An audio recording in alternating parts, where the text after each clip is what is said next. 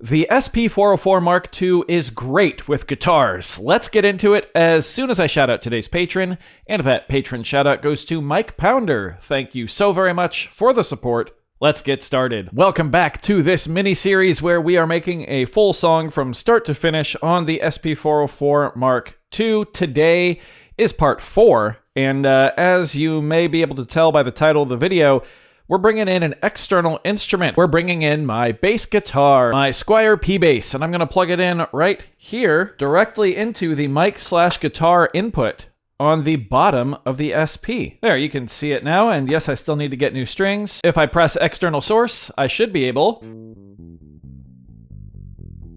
to hear it. Also keep in mind, I'm not a bassist, so bear with me as I struggle through some of these parts here, but I figured we would add some live electric bass to our track. Because the SP-404 Mark II is such a versatile sampler, you can record just about anything directly into it. No problem. So I believe the first section I want to add a bass part to, or an electric bass part to rather, is the B section, this thing right here.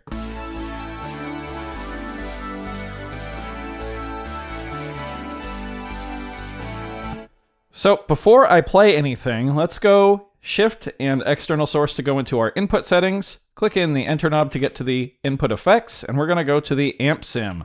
Now check it out.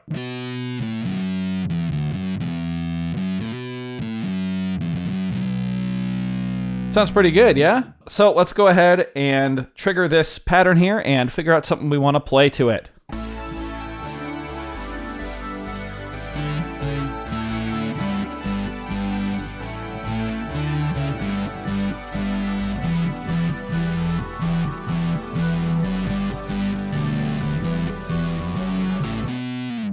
Yeah, I think we can make that work. Let's go ahead and use the resample setting now to play along with it. So I'm going to hit resample, and I'm going to go record setting and make sure that the routing is set to external in.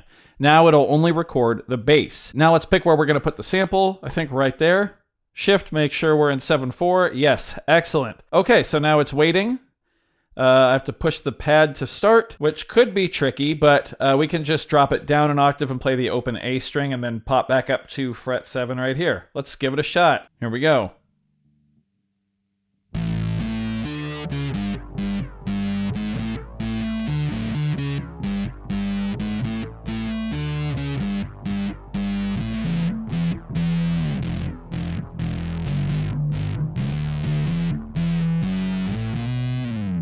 Okay, wasn't my best playing, but if it sits over the top of this, I think it'll work. Let's tidy up the end here. We can zoom in.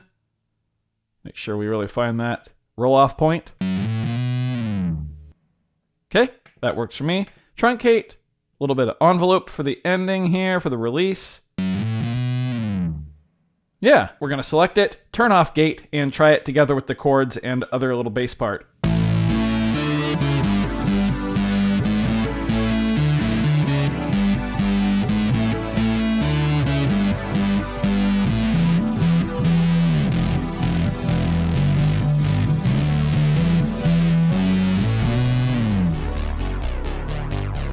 Okay, it's a little off, but I think I kind of like it actually. Let's go ahead and sequence it. So we're going to copy this pattern here and hit copy. Yeah, so we'll put it in the second version. Okay, not real time. No, we'll go TR-Rec and hit record. Grab our bass sample, put it on beat 1, and now let's have a listen.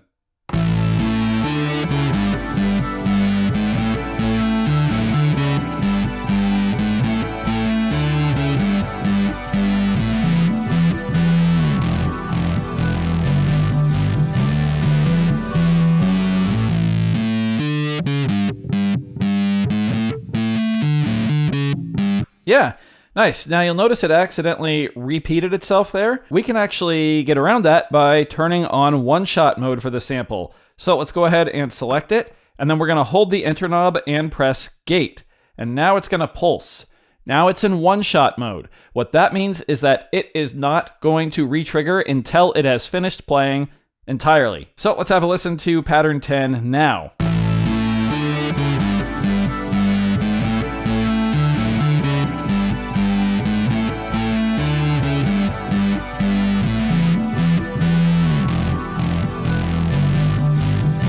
Now listen for the slide out. And everything else repeats, but the bass won't repeat until it's re-triggered. So you can actually use that and have maybe 2 variations of that sample if you want. So we could copy this one down here, and then have this one just have gate turned off. So it would keep re-triggering if we had it in a pattern, and then you could switch patterns to one that has the one-shot mode sample sequenced instead.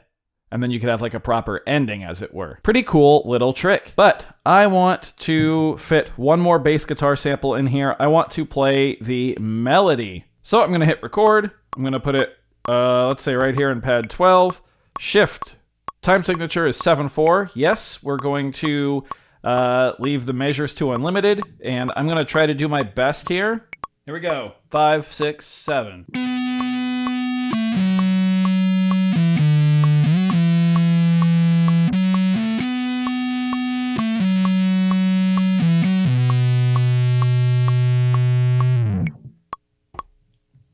Okay, I think we got it. Sounds like there might be a little bit of dead space right at the start. There is. Interesting. Wonder how that happened. Okay, truncate.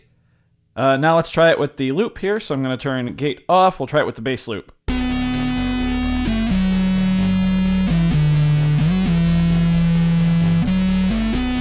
Yeah, that works.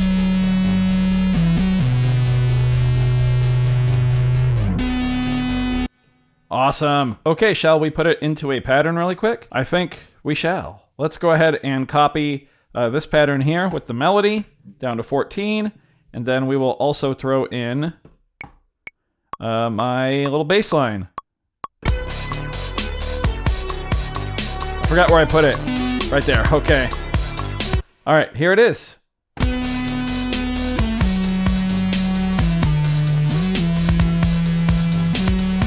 Yeah, that's killer.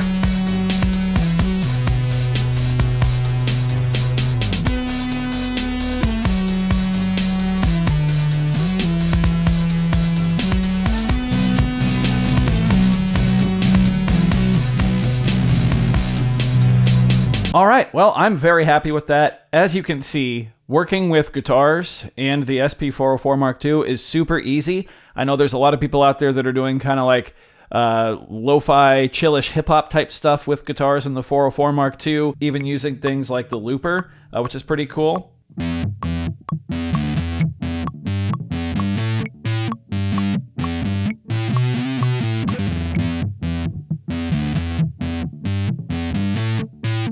Pretty easy to do